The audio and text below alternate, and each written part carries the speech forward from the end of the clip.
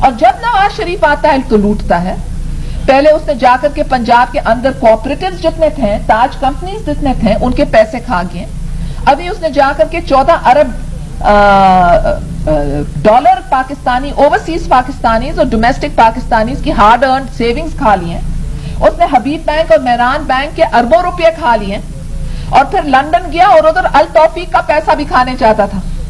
پاکستان میں اب تک کسی نے اس کو سزا نہیں دی سب کے پیسے کھانے کے لیے, مگر ابھی دیکھنے کی بات ہے کہ جو التوفیق نے اس کے اوپر کیا کہ اس کو بھی کھا سکتا ہے کہ نہیں. مگر یہ ان کی مینٹالٹی ہے, وہ دینے والے لوگ نہیں, وہ لینے والے لوگ ہیں. اور آج میں یہاں آپ کے پاس فلوریڈا آئی ہوں آپ کو کہنے کے لیے کہ اس وقت ہر پاکستانی کو منظم ہونا چاہیے اور متحد ہونا چاہیے اپنے وطن کو بچانے کے لیے, اپنے عوام کو بچانے کے لیے, اپنے وطن کی یکجہتی کو بچانے کے لیے.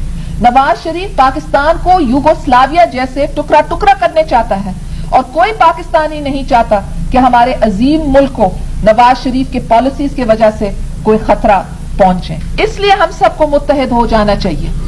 سربین لیڈر نے جس طریقے سے سب سے لڑا, نواز شریف نے اسی طریقے کے پالیسیز اختیار کرنے کی کوشش کی. محاذ ارائی, بوسنیا ختم ہوتا تو البینیا کھول دیتا ہے, کوسوو کھول دیتا ہے. تو نواز شریف نے ایک وقت کہا کہ میں محاذ ارائی کا پیداوار ہے. تو وہ ملک کے اندر ہیلنگ نہیں چاہتا, یونٹی نہیں چاہتا, بیٹرمنٹ نہیں چاہتا.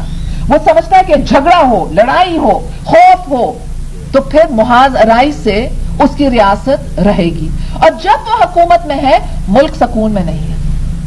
ویسے مجھے یہ کہنا نہیں چاہیے مگر آپ دیکھیں کہ کتنا بد نصیب آدمی کہ جب سے وہ آیا زلزلہ ہوا, ٹرین کا حادثہ ہوا, مینا کے اندر آگ لگ گئی, ابھی سندھ کے اندر سائیکلون آ گیا.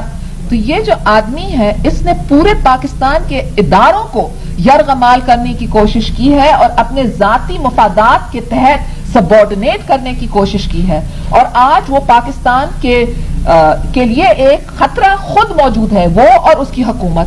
اور اس لیے میں چاہتی ہوں کہ سب پاکستانیز جو اوورسیز ہیں